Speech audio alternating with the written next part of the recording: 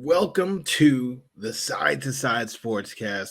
And we got a great episode, okay? We have our first active professional athlete. We got Scott Oberg with us, all right? It's spring training, but he wants to be side to side with us. So he's on the show, all right? While he's out there in Arizona spring training, he is out there using their Wi-Fi.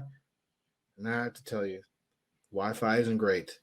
Okay, maybe that's what the lockout was about. Maybe the MLB, the Players Union, was on strike about the Wi-Fi because it's not great. But hang in there.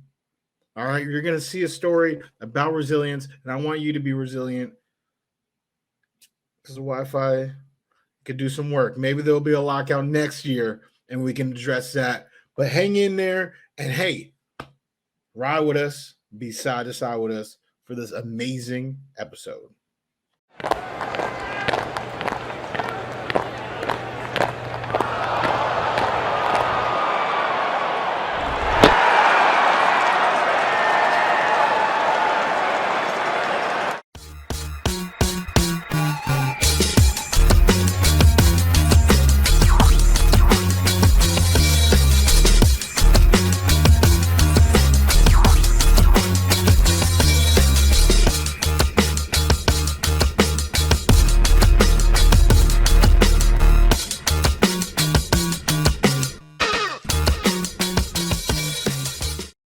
Ladies and gentlemen, welcome to another episode of the Side to Side Sportscast, where it's your boys, Will, Woody, CJ, and you already know we come to break it all down from the ringside, the court side, the sidelines, and for those sports they play outdoors, we outside, we side to side, that's how we ride.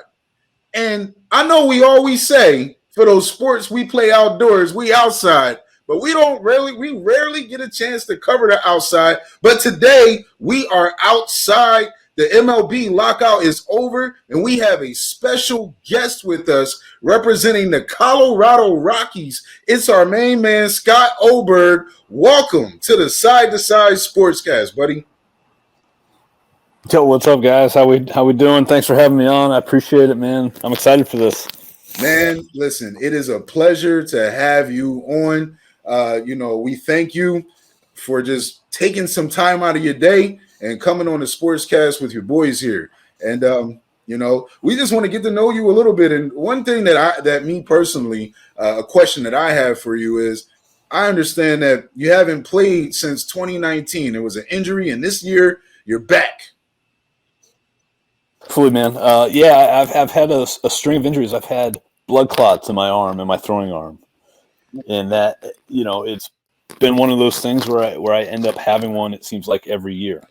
I had one in 2019. I had one in 2020 during the COVID season. And then I had one last spring training.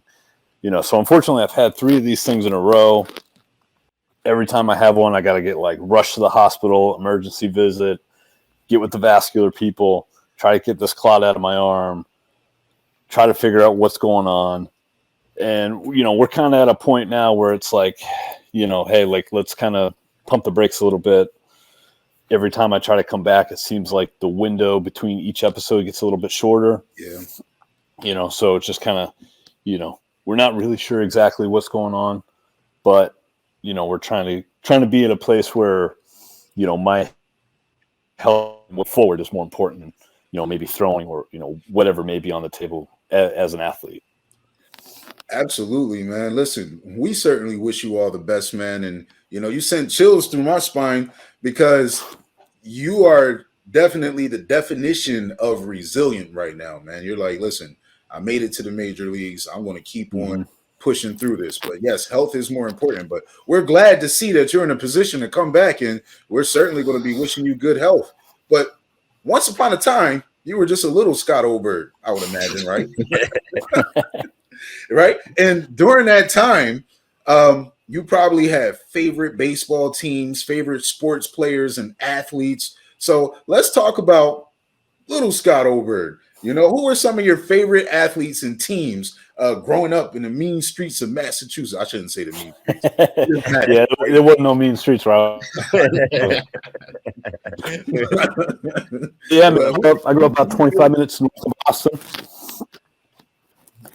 And, so the Red Sox were my team. I was always attracted to baseball. I loved the game. It just kind of like made sense to me. I grew up going to Fenway and that ballpark. I don't know if you guys have gotten a chance to take in a game there, but it's just different. It just kind of, there's just a vibe in that stadium. There's just, a different atmosphere when you step into that ballpark.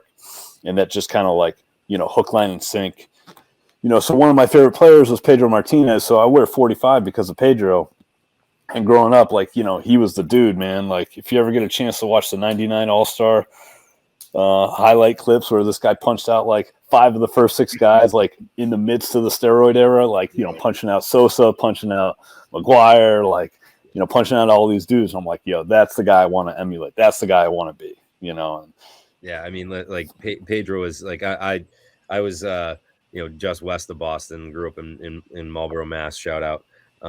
But Pedro was my guy too. He was everybody's guy, right? Like we were all trying to be Pedro when we, growing up Sox fans. The guy was just, because for everybody that wasn't a monster, he was 5'9", 5'10" cleats, and then throwing 95 miles an hour with just filthy off speed stuff, making guys look silly that were twice his size. It was fun to watch. So yeah, man, I definitely feel you on that. So let's talk about some of the best experiences, right? Like obviously big Sox fan. What are your best memories? Whether it be as a player or a sports fan. Growing up or up until now. Yeah, I think growing up there are certainly specific memories that I have, like as a kid, especially watching the Red Sox games. Like, I remember a lot of the playoff games. I remember, I remember them playing, like the Red Sox were playing the A's. I think it was in a division series. And, Derek Lowe came out of the bullpen and just like annihilated the A's. Like it was just, I think he pitched in a game where they ended up advancing and like, his front door 2 seam was just like really working that day. He just like really had it. And I was just like, whoa, like that's like the most amazing pitch I've ever seen in my life. Cause this guy's like, for people who aren't like true like baseball fans, like understanding like, this guy's throwing like a fastball that's starting off the plate on the glove hand side. So for on the left hand side, and he's throwing it like right at the lefty's hip, and the thing is just like coming back, and he's bringing the ball back line, and I'm just like, whoa, this is unbelievable. And then I think the Aaron Boone home run off Tim Wakefield, that was like my first real experience being a Red Sox fan, where like they just like absolutely rip your heart out. I think it was like Game 7 or something like that against the Yankees. Yep. And Tim Wakefield comes out in extra innings of a game, and Aaron Boone comes up, pinch hit, whack, home run, and it's like, oh crap! Like that's it. It's over. Like Red Sox are going home, playoffs are over, Yankees are going to the World Series. Deja vu again. Yeah, that was our Bill Buckner moment, I like to call it, right? The just rip your heart out moment. And I remember exactly what we were talking about with the Derek Lowe, because I remember him throwing against, I think the last one one of the last batters he faced was Terrence Long. Right. And that it was just a pitch that Terrence Long probably to this day does not think was a strike, but it just backdoored him right around the belt. He's jumping away, and the thing's just coming back, and yeah, just nasty. So so that's like the best and the worst, right? Like so you'd say that 100% is probably the worst thing that you ever had to go through. I definitely feel you on those. So I want to talk a little bit, about kind of your road to the show a little here. Sure. How you got there, starting in Tewksbury and like, tell us a little bit about that. Tell us like about that moment that you realized like, hey, I can compete on a major league mound. Yeah, that feeling, that thought probably didn't actually come until I actually got drafted. I didn't necessarily think it like, so I'm coming out of like a really small high school, 70,000 people, not a big town to say the least. I kind of got lucky. I wasn't getting recruited like very heavily. I got recruited by the University of Vermont, who ended up cutting their baseball program. I got recruited by UMass a little bit. I got recruited by Marist College up in Poughkeepsie, New York, real small school. And I got recruited by UConn. And I was like, hey, look, like, you know, I was thinking about my decision, figuring out, like, you know, what makes sense. Where do I want to go? Didn't have a lot of options on the table, but I'm like, you know what? Like, I don't want to have any regrets with this decision. I don't want to go to Marist College and, you know, do really well and then be like, oh man, like, could I have played in the Big East against, you know, Notre Dame and Louisville and South Florida and like Cincinnati and like, you know, some of these bigger schools. So I kind of took a chance on myself. And I go to UConn, and luckily, you know, I started doing well my freshman year. I got some opportunities, and then coming into my junior year, and you know, for Major League Baseball, they have some different rules for the draft than like basketball or football. So there's 3 ways that you can get drafted. You can get drafted as an 18-year-old high school player. If you go to a non-4-year school, like a junior college or something like that, you can get drafted right away. But if you go to a 4-year school, you have to wait until you're 21 or you spend 3 years there. So I go to a 4-year school, so I got to wait until I'm at least 21 to get drafted. So I'm going into my junior year. In the summer, during the summer, you always play like collegiate travel ball, basically. Like they set you up with a team. Like the most famous one is the Cape Cod League. The best players in the country go down to the Cape in Massachusetts.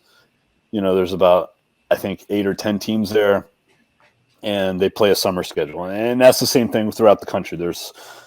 So I ended up playing in what's called the New England Collegiate Baseball League. Well, at times I was at home. It was just, you know, economically more feasible for the team. They try to get guys that lived in the area so they could just drive to the park. So I was playing there, and this is going into the summer of my junior year, and I wake up one morning, and it's like, you know, my feet are kind of bugging me. I'm like, yo, what the hell's going on? Like, you know, I'm 20 years old. You know, my feet shouldn't be bugging me. I'm like, you know, walking around having a hard time. Can't figure out what the hell's going on. And then it just continues to progressively get worse throughout that year, to the point where, like, you know, I'm using a damn cane to get out of bed in the morning because, you know, my feet are blown up. They're super inflamed. I'm just like, yo, what is going on? Finally, we get with the right doctors and they're like, hey, man, you have psoriatic arthritis. So I'm like, I got arthritis at 20 years old in college. And I'm just like, what the hell are you talking about? Like, what are you talking about? This makes no sense. How does this happen? They're like, oh, well, you know, we don't. So I finally get on the right medication. I start feeling better. We're starting to get geared up for the 2011 collegiate season. And, you know, our facilities aren't great, but I mean, like, you know, they're pretty good for the Northeast, for the New England. And essentially, like, a lot of our workouts are indoors. So, you know, I'm working out, I'm throwing indoors. And then I end up blowing out my elbow. Have to have Tommy John surgery. So right there, it's like, you know, I didn't get a chance to pitch for another 11 months. And all my buddies that came in with me, same recruiting class as me, like guy George Springer with the Blue Jays, Matt Barnes with the Red Sox, Nick Ahmed with the Diamondbacks. You know, we all came in the same recruiting class together. So they all get drafted in 2011. And I'm on a shelf. I just had Tommy John surgery after going through crap. So it just ended up being like, you know, a full 18 months of just like, you know, got the game taken away from me. So, you know, going into my senior year, I'm like, hey, look, like if I'm able to come back and if I'm able to throw, like, you know, we're putting the blinders on, we're putting the pedal to the metal here, and we're just going to focus on what it is that I can control. So I'm going to do everything that I possibly can to put myself in the best position possible to be seen, to be drafted, whatever, and just try to kind of open the door, essentially. You know, so I got a redshirt year, so, you know, essentially I get an extra year of eligibility. But you know, for baseball, when you're a 22-year-old getting drafted, like, that's pretty old. You know, most guys, they're college seniors when they're 22, and they get, you know, $1,000 a plane ticket and thanks for coming. You know, so I end up getting drafted. At that time, during that year, they had just cut the draft from 50 rounds to 40 rounds. So I got drafted 15th round out of 40. Currently, there's only 20 rounds now. But, you know, I get drafted, and I'm like, you know, my only thought process is like, okay, hey, look, like, you have an opportunity now. Your foot is in the door. Everybody has to go through the minor leagues, and essentially it's up to you whether you make it or not. And I get drafted by an organization where the big club plays at altitude. They're playing at literally a mile high above sea level. So that means that pitching becomes very difficult. Hitting becomes a lot easier, and they go through pitchers like it's nobody's business. So, it's almost like the best case scenario where you get drafted into an organization that's opportunity possible, because there's so much turnover at the big league level. There's not a lot of success. There's not a lot of guys that are able to figure things out and stick around for a number of years. So more times than not, there's a lot of turnover. And, I basically was just like, hey, look, I've already gone through a bunch of crap medically, physically, whatever else. I'm like, if I got to deal with altitude and have to learn how to pitch in adverse conditions, fine, so be it, whatever. Like, just give me the opportunity. Is every opportunity that I get to pitch in a game, I'm going to leave everything that I got out in that mound. And because I think, for guys like, if I was older, I would always think about it like, if I'm a 40-year-old man looking back on my career, am I going to want to have any regrets? So, I just kind of took that and ran with it. And I was just like, hey, look, I'm just going to put my head down, and whatever happens, happens. And moved me pretty quick. I got drafted in 2012, and I ended up making my debut in April of 2015, which, for the most part is pretty quick. Like, you're moving through the system pretty quickly. Yeah. That's I was going to say that's impressive. And I mean, it kind of it shows the turnover that happens, in Colorado. So, like you guys, for the non-baseball fans out there, there's, they put balls in different environments in Colorado to make sure the density of the ball is correct. And there's a whole science behind trying to, I guess, even the playing field in Colorado, because it used to be just this absolute launching pad, and having an ERA of 4 was respectable out there. It was a whole different ball game in Colorado. So, respect to you for having success there, the success that you have had so far, because it's a tough park to play in. That is a incredible story of grinding, man. Like I said, like we said earlier, you came out of you were in college dealing with an injury that didn't stop you, right? And then you had to have the Tommy John surgery, and then you just kept on pushing and kept on pushing, and you got into the minors. Can I ask, what minor league team did you play for? So my first year, I got put out to a team called the Grand Junction Rockies.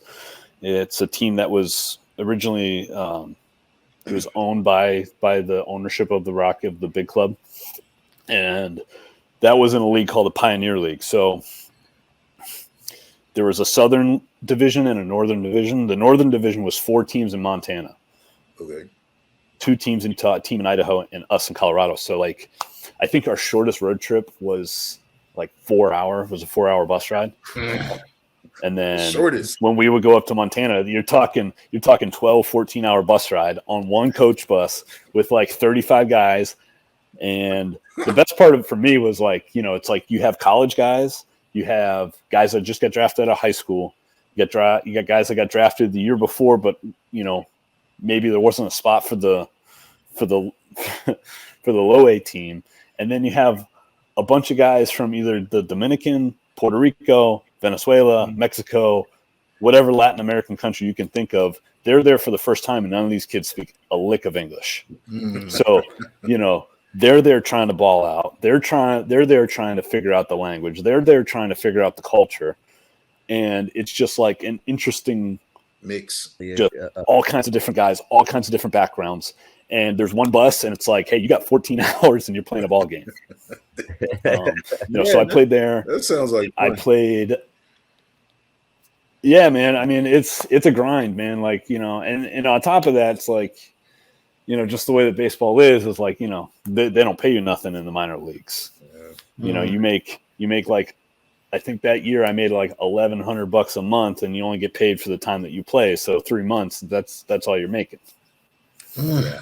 Yeah. I mean, a lot of guys have second jobs, you know, like it was. I got home and I started doing substitute teaching because I was like, I gotta, I gotta pay for my food. I gotta pay for my supplements. I gotta try to be a professional athlete, but I'm not making any money here.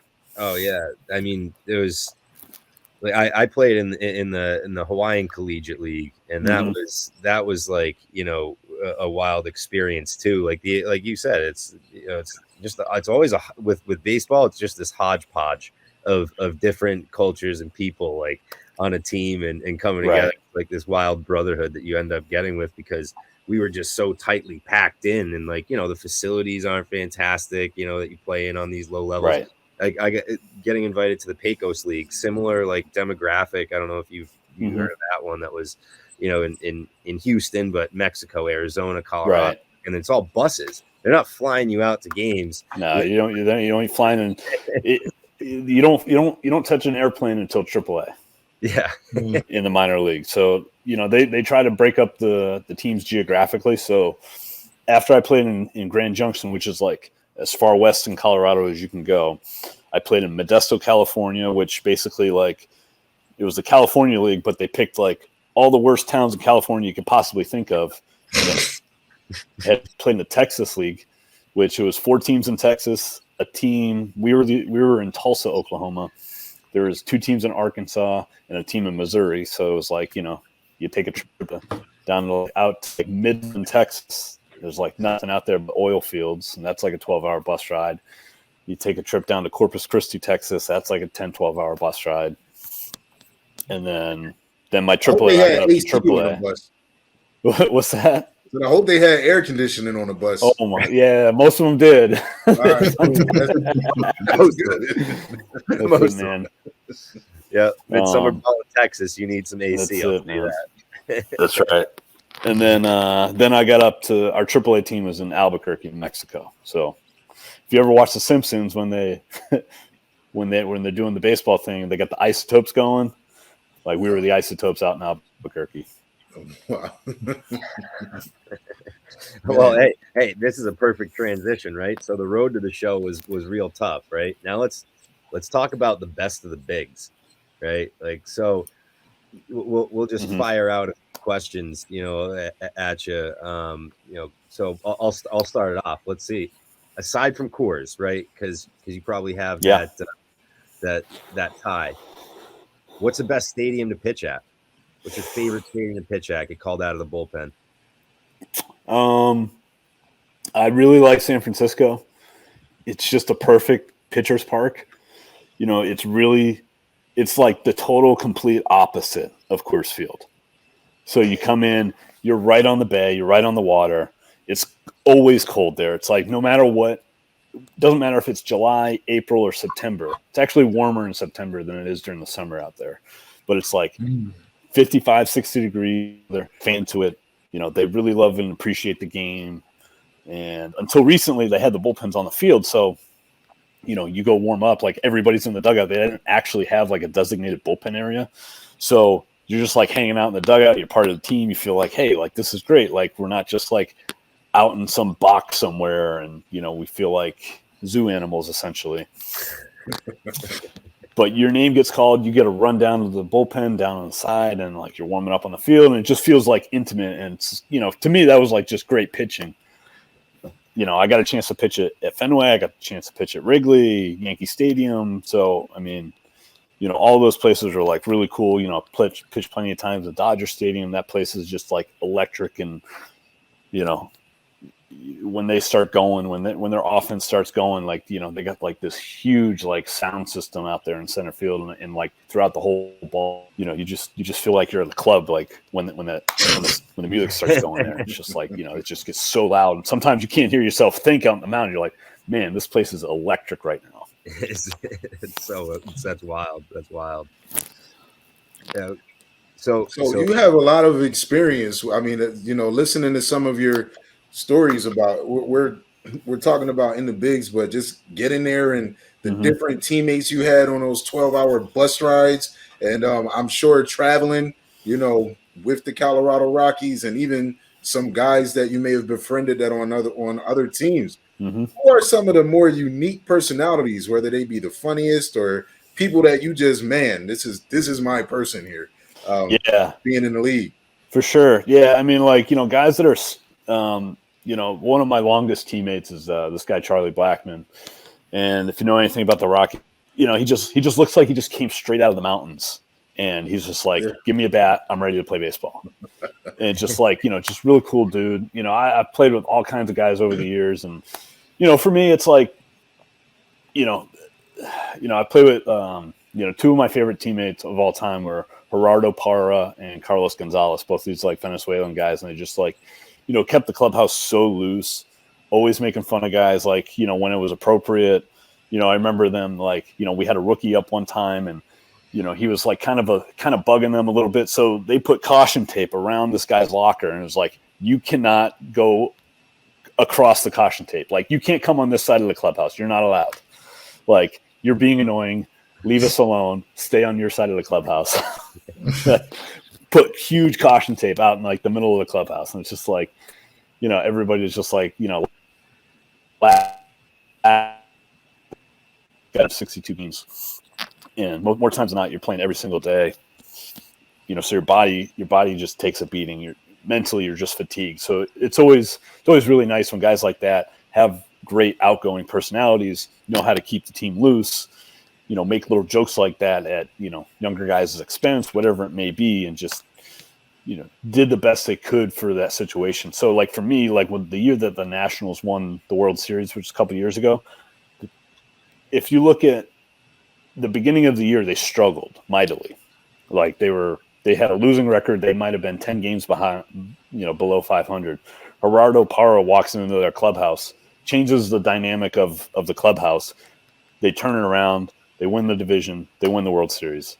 And to me, not being in that clubhouse, but knowing who that person is, he's infectious. And Washington, he always rides a scooter to the ballpark every day, and he hits his little horn. So he's like coming in, he hits his horn. He'll come into the visiting clubhouse when you're not supposed to. Like, it's just one of those things. Like you don't go in the other team's clubhouse. This guy doesn't care. He's on a scooter. He comes into the other team's clubhouse because he played for us. Nobody cares. He's doing circles around our clubhouse. He's like hitting his horn, and he's just having a good time. He's just like one of those guys that's just like you want to have in your clubhouse because of how loose he keeps everybody. That's awesome, man. That's awesome to hear. Funny. That's and so I guess we were talking about some of the crap facilities that you had to deal with, and we never in the minors and in those low levels you never really get the great locker rooms and that nice A1 treatment. So now tell me, outside of Coors, what's the best locker room when you when you're flying out to a stadium, you're like, all right, this is going to be luxury. I'm actually a little bit pumped to go spend some time there.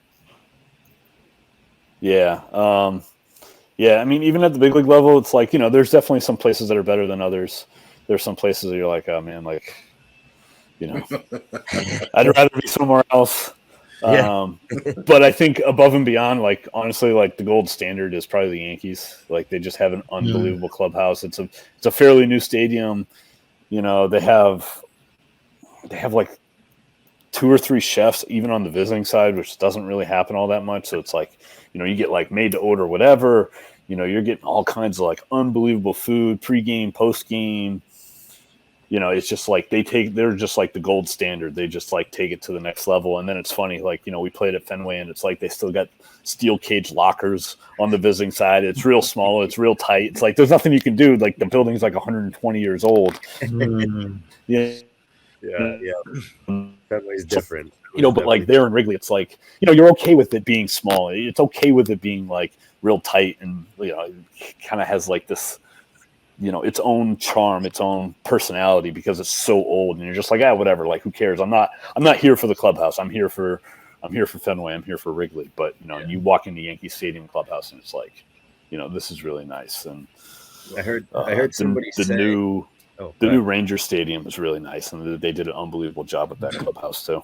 Yeah, well, I mean, I heard somebody say, one time that or maybe I read it, a professional athlete saying, Fenway Park is almost like pitching in a museum. Like you forget the amenities because everything that's happened there. And same with Wrigley, all these historical parks. It's just, you're pitching on the same mound and playing on the same field as like Ted Williams and Babe Ruth and, like the old Yankee Stadium. It was still nice, but you just get that baseball aura, like that it hasn't been redone. And it's still there. Like, yeah, right. Exactly. It's like, it's like you said, it's like, Pedro stepped on this mound, or Ernie Banks was in this batter's box, or, whatever it may be. It's like, hey, Jim Rice played out in left field here. It's like, this is like, so many guys have come through here.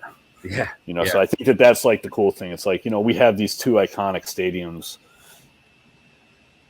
at the major league level, one in each of the leagues, one in the American League, one in the National League, and it's just, I'm so happy that that they're still there, they're still around, they're still going to be preserved forever, they're still going to be playing baseball there for a long, long time, and like you said, there's just an aura that's in the ballpark, and you don't care about the amenities, even as a fan. There are obstructed views. Yeah. They call them OV seats at Fenway Park. Like, yeah, right. You get a discounted rate because you're sitting behind a support beam. And people are just like, whatever. Like, I don't care. I'm going to be at Fenway. Like that's more important to me than not being able to actually see the game. Yeah, they're just like, it's discounted, whatever. It's fine. It's cheaper than all the other tickets. I'll stand up. I'll look around the pole. Fine. I'll have a few beers, whatever. It's ridiculous. Exactly. Some of the pictures of these seats, guys, like if you look it up on Google, you look at some of the seats and you're like, how does somebody even sit there for a whole game? It's like sitting in front of a wall. And then if you peer over from side to side, I sold tickets at Fenway, so I know I had to sell those seats, and they got sold. I'll tell you that. People still wanted to go. Wow. So I have a question. You're a competitor. Clearly, you're a competitor. And one thing I know about competition is somebody in the league got to be talking smack. So I want to know. Maybe I don't know if there's a story, but if there was some batter who was just talking, whether it's to your teammates or to you, and you're in the dugout, like, when I get out there, I'm going to strike this dude out, and then and it was on. He's talking. And then you just sat him down. It was one of your favorite memories like that from a competitor standpoint. You don't have to name the player if you don't want to, but we would love to know who it was. Yeah, I mean, there are definitely guys that you're like, it's like, yeah, I'd really like to strike you out because you just rubbed me the wrong way. But yeah, like I think for us, right, like, so as the Rockies, we're in a division where we got to compete with the Dodgers, we got to compete with the Giants. And every now and again, the Padres just like throw out an unbelievable lineup and they spend some money.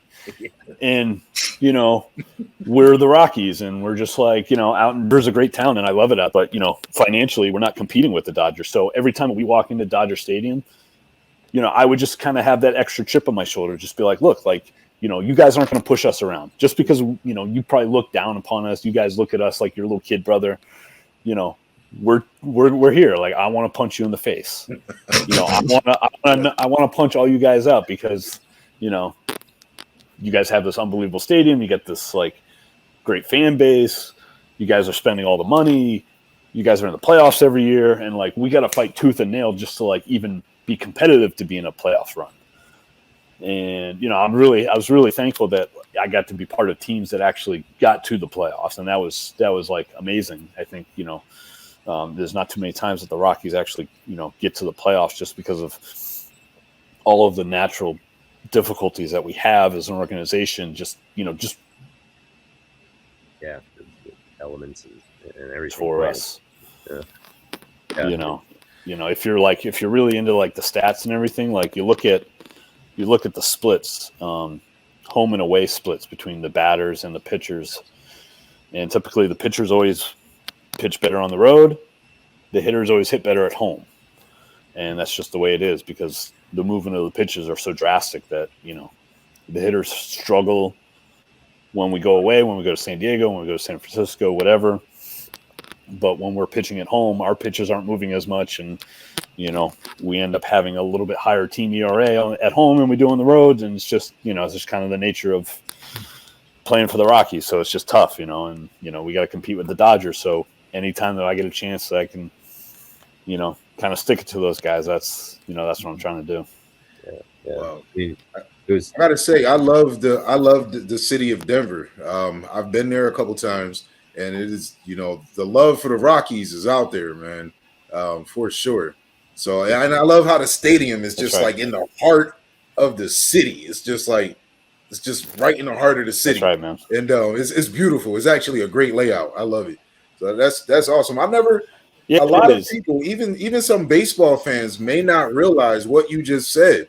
That just the elements that you deal with in Colorado can really affect the team, in some regard. So it makes sense that the pitchers may perform better on the road than the hitters at home, because the road pitchers, while you're home, are dealing with those elements. So exactly. That's interesting. Yeah, that's very interesting.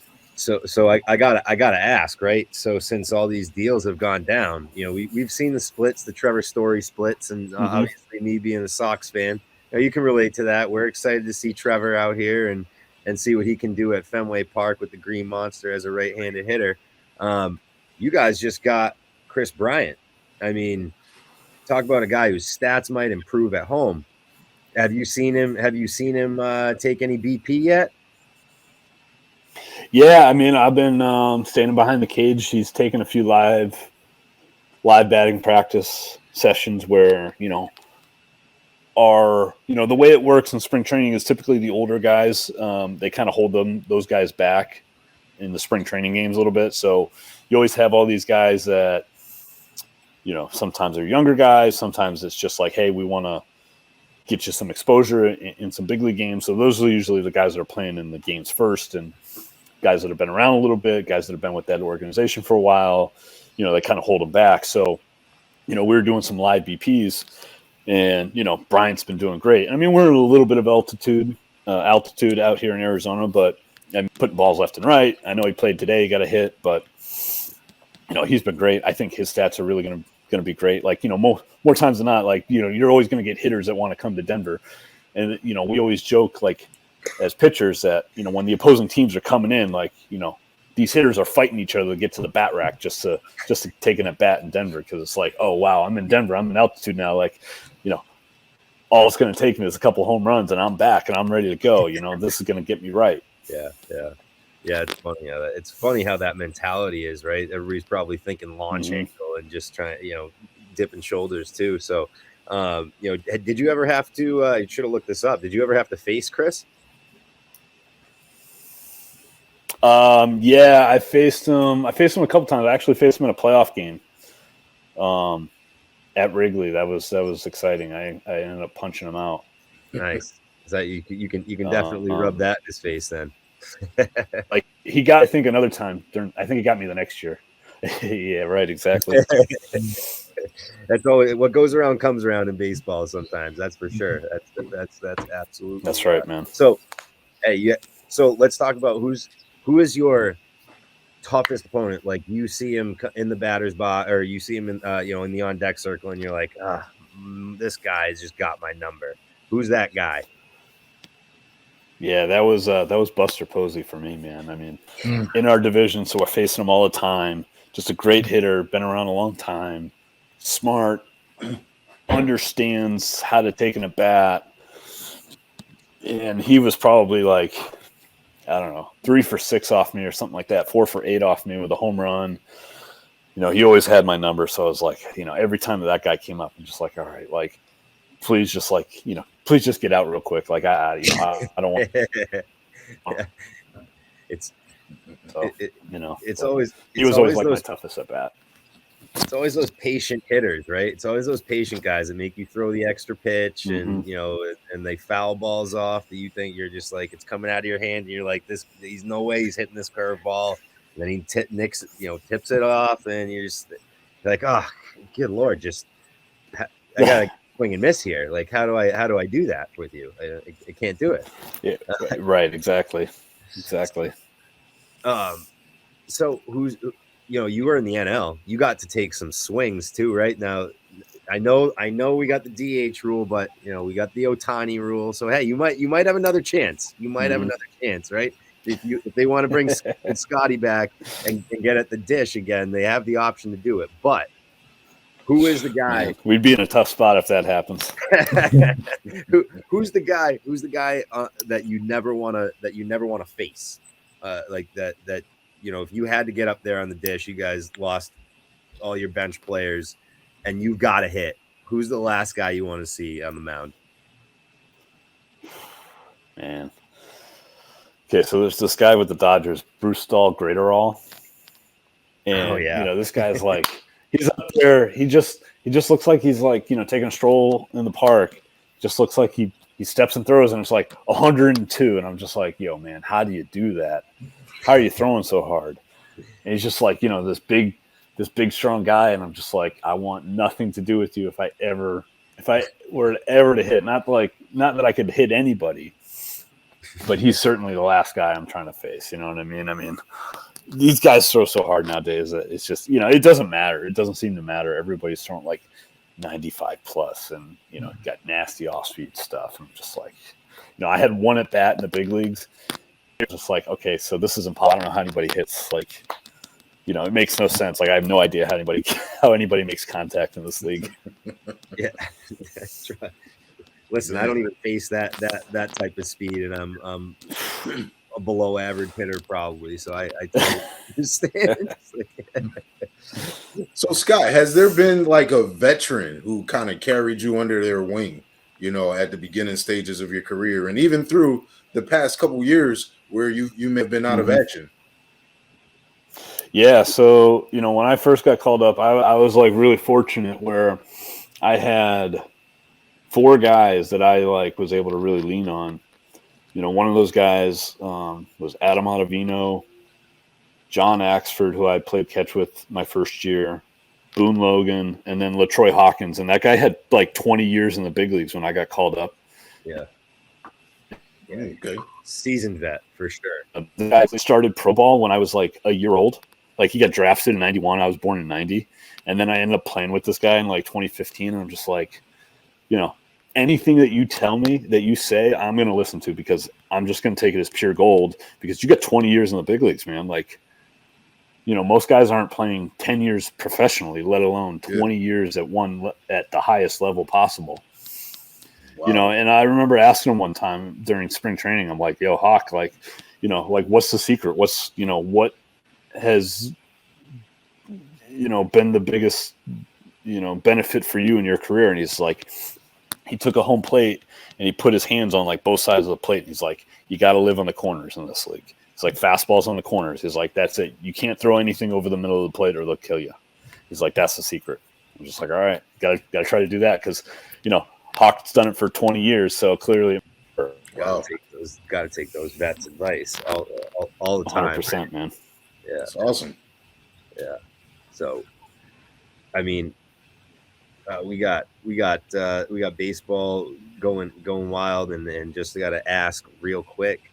Obviously, we got confidence that the Rockies are going to be making it to the big game. Who are the Rockies facing from the AL in the World Series this year? AL stacked, man. AL's deep. I mean, Astros are good. I don't know, who's going to be playing shortstop for them now. Twins are looking pretty good. They kind of added a bunch of guys, on the low. I want the Angels to be good because I want to see Trout and Ohtani in the playoffs, but I don't know if that's going to happen anytime soon. I mean, the Red Sox look strong too. I mean, they got a great pitching staff. Just add a story, so they're deep. It'll be fun. It'll be. I always feel like the American League always seems to have like the juggernaut teams, but the AL or the NL seems to be a little bit deeper in terms of like competition. Where it's like, I mean, you look at the National League West, and there's it's a 4-team league. Basically everybody except Miami, and the Central is pretty deep. That's a 4-team league except for Pittsburgh, and and I think the National League West is competitive too. And there's going to be times where even the Diamondbacks are beating the Dodgers up, and so it's a competitive league, man. There's a lot of parity across the board, so it should be an exciting year. Yeah, that's for sure. I mean, teams are using their draft picks well, bringing up talent through the farm. I mean, you look at the Tampa Bay Rays in the East, and they're never a team with money ever, but they compete every single year. And credit to Kevin Cash, he has figured out how to get the best out of his arms out there. I mean, that's actually a curious question. How would you like to play for Kevin Cash as a bullpen pitcher? Is that something that you'd like, being able to be called on that quick, quickly on the spot, be part of like a rotation in the sixth spot, or is that like, no, I got my role. I like receiver. Yeah, I mean, like, I think there's a combination of, it's like, certainly I would like to have my own role, but just like the way that the Rays go about things, it's like, it works for them. There are a lot of other teams that are trying to emulate what they do. That unfortunately doesn't work, just because, they're able to find something in guys that other teams don't see. And, unfortunately, it's not necessarily like a great player-friendly organization, because, a lot of times with Snell, like this guy's coming up on arbitration. He's starting to cost the organization some money. So what do? They turn around, they trade him away. They're in the biggest game of their lives. They're in the World Series Game 7. This guy's cruising, and they just take him out early, because that's what they do. Because that's what the numbers say. And then what do? What happens? They lose the game. Yeah. So I mean, for me, I'm sure Kevin Cash is a great manager and all. I just would prefer not to be in that organization if. Yeah, it's. If it was up to me personally, it's got to be tough to be called upon. So again, the non-baseball fans, the Rays have kind of, because their payroll is what it is, and they can't go out and just blow money on 3-4 starters and pay them, a chunk at a time, like millions and millions of dollars, and go out and bust wallets. They figured out, like, okay, well, we can have a rotation of four guys, and then basically have a bullpen day, in that fifth spot where a starter would normally come in. They're just using 6 or 7 relievers to get through a whole game. And so that's why it's like, with Scott being a reliever, it's like, that's got to be a tough thing to do. Is like, and then they're not just that fourth day or fifth day guy. They also have to pitch in relief some games. So it's like, a churn and burn, with some of those guys. And, I would bet that there are some relievers that love that, being able to potentially get the call to start a game. That's why I was asking, if you'd like to be a part of that and get the call of the hill, in inning number 1 instead. Yeah, that turns into like a whole. You're running into more problems than you're trying to solve at that point, Yeah. So do the opener thing, like have a reliever start the first inning, because it's like, hey, we're going to try to save our reliever or save our starter, so if he doesn't have to go through the top of the order 3 times, then maybe that's better for us. But I don't know. I think you end up running into more problems than you're trying to solve. For me personally. Well, hey, we'll stop the firing away at questions here, and we'll do a little touch 'em all segment. Right. So let's get to know Scott a little more, and like, as far as the sports world goes, what other sports do you follow? You got the Titleist hat on, so you got to be following golf a little bit. All right. I was saying, you as far as other sports go, you got the Titleist hat on. You watch golf. You play golf. You mentioned to me that you follow soccer a little bit. What's that all about? Yeah. I mean, I was out there playing golf today. I stink, but I have a good time out there. But yeah, I really like soccer. I got into soccer a bunch of years ago. From like a Bill Simmons article. When he was working at ESPN still, like way back, and I just kind of liked it. And it just kind of made sense to me. I was watching the World Cup, and I was just like, hey, look, they don't have any commercials. This is great. I can just watch like 45 minutes of action, and then they take a 15-minute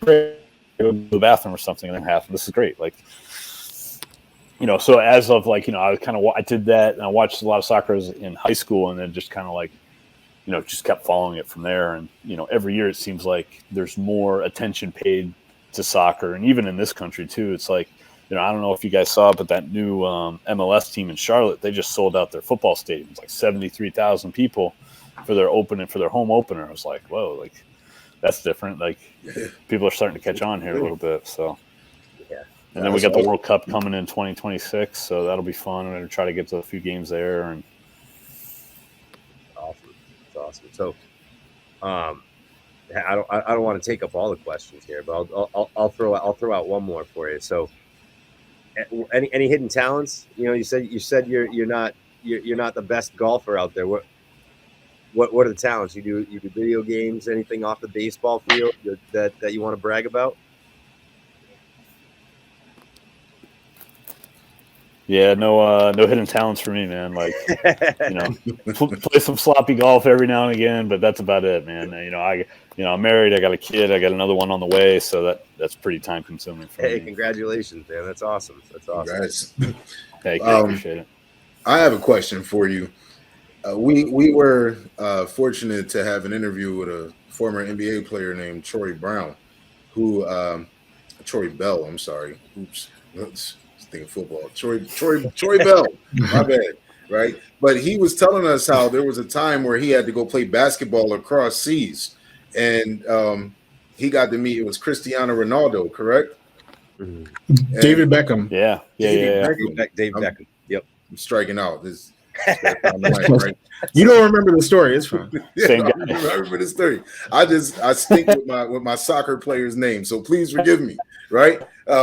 Casual fan of soccer. I watch the World Cup when it comes on, but I guess I watch soccer every 4 years, right? But David Beckham, I should have remembered David Beckham. And he was saying how that was the first time he met like a mega star. He's been around NBA players, famous NBA players, but when he saw how people loved David Beckham, that was the first time he met like a mega star in his profession.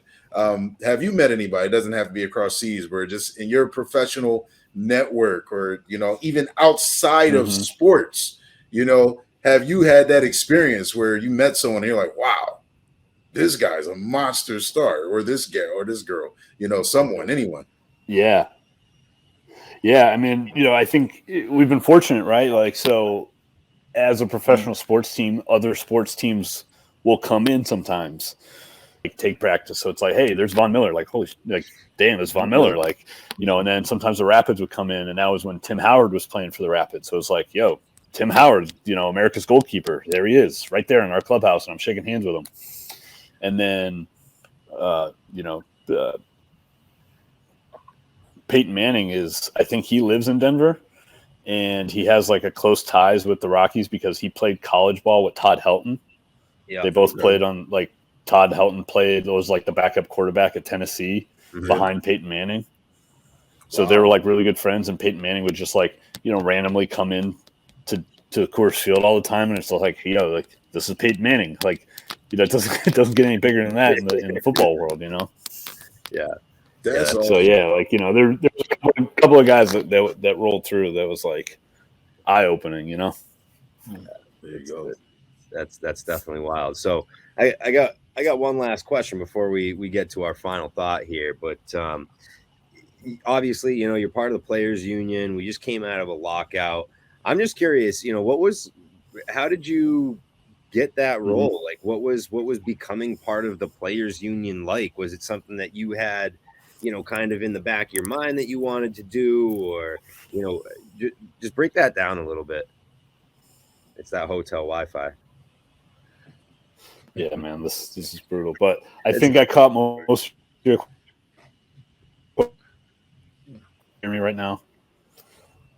Yeah, we hear you. But yeah, I kind of fell into the role. So I fell into the role as the rep for our players union. When we were going through the 2020 season, COVID hit. It hit during spring training, so it kind of shut everything down. We were like building up right for the season. And then they started doing all these Zoom calls, and at the beginning they were just like, hey, look, we're trying to get somebody from every team on these calls. And I had always been somebody that showed up at the board meetings in the wintertime and just try to like stay active and try to get an understanding of what the issues are and how this affects my life and everything that kind of goes into it, just because, I want to understand everything that's going on behind the scenes, but kind of start to understand the business side of the game a little bit and understand why it is that we have certain things, or, why we're fighting for certain 2020. When we were negotiating with the league, trying to figure out, what the season's going to look like, how it's going to transpire, when it's going to start. And it just ended up being that I was the only one from the Rockies that was on the calls. So when it came time to vote for a player rep, all the guys were just like, hey, like, you've already been on the calls anyway, so just keep doing that. And so I ended up being the player rep for like a shortened 2020 season, which was kind of weird in and of itself. And then at a CBA where we kind of knew that we were going to get into a lockout, a couple years ahead of time. So it was just a matter of, being on all the calls, getting all the updates, making sure all the guys understood what was going on, what were in the proposals, what we were fighting for, why we were fighting for these things. And, giving them updates as to like, what the league's saying. For me, it ended up being like fairly time consuming, just, when we started the whole process last May until it got finished like a couple of weeks ago. But it was, something I'm, take a lot of lessons from moving forward. Well, that's cool, man. That's definitely an interesting spot to be in. It's I'm sure people who have taken the players union position probably weren't involved in lockout negotiations and new CBAs and all that stuff. So you probably dipped your toes in waters that nobody has before too, and being a player rep and understanding firsthand what's going on. So that's pretty cool. Thank you for sharing all that. Final thought. Let's get to it. As a current final thought. I mean, I don't know if you got this one up a little bit earlier, but for me, like, I've gone through. You guys got me now? Yeah. All right. So I know you. I think I want to say, like, for anyone out there, right? Like you said, you're a father. Congratulations on baby number 2. Hotel Wi-Fi, man. Oh, yeah. No, it's crazy. It's all good though. It's all good. You got some fathers on here. So for anyone, with that child or just aspiring to get to the bigs like you did, the resilience that you've demonstrated, what advice would you give to the young Johnnies out there? Let me not even the young Johnnies and Jessicas, doesn't matter, anybody out there that's looking to accomplish their goal. Sure. Yeah, I mean, I would say it's a process. If your dreams are playing at the highest level, don't let anybody tell you otherwise. Because even though the percentages are small, it doesn't mean that you can't do it yourself. And put all of your heart and your dedication into it, because at the highest level, the difference between the people that are playing at the high level, no matter what sport is, and people at the amateur level or people below them, is just the consistency in the results, consistency in their thought process. So the people at the top are just going to be more consistent on a daily basis than the average Joe showing up at the gym looking to shoot some hoops or whatever. So that would be, try to be the master of your craft, understand all the intricacies that go into it, and just try to be as good as you possibly can. And, you're going to run into adverse situations, and it's okay. And, the best way to go about it is just pick yourself back up and keep going, put your head down and fight like hell through it. And, hopefully, everything works out. Yeah. That is definitely advice. Ladies and gentlemen, if you're going to listen to anyone about being resilient and not listening to what anyone has to say, take it from our man Scott Oberg here, who has been battling for his dream and is still fighting. We are glad to see you back this year. With the Colorado Rockies, we will absolutely be tuned in. And hey, man, we can't possibly thank you enough for your time tonight, coming in to really share an inside perspective on who you are and what your career has been about. I really enjoy the 12-hour bus ride story, just the visual that I have with that, being in there with people who have never spoken English before, people who are 18 up to, different age ranges. That had to have been a lot of fun. Actually, I'm a little jealous. I kind of wish that I worked on my swing a little bit so I could try to experience that, but we thank you, Scott Oberg. And ladies and gentlemen, we want you to come on the Sportscast. We want you to call it how you see it, call it how you saw it, call out those who didn't see it how you saw it. Come on the Sportscast. Let us know what you think about what's happening in the sports world today. And we thank you. Scott, it's been a blessing to have you on the show. We absolutely look forward to seeing you kill it this year out there on the mound. And we're wishing you nothing but the best of health going forward. And we thank you. Thank you, guys. I appreciate it, man. You guys have been awesome. This was a lot of fun. I enjoyed it. Yes, ladies and gentlemen, make sure you follow Scott Oberg. We're going to flash his social media handle, Instagram on here. Do you mind? If he freezes too much, the answer is no. He doesn't mind. All right. Well, listen, it's been great. Ladies and gentlemen, we out.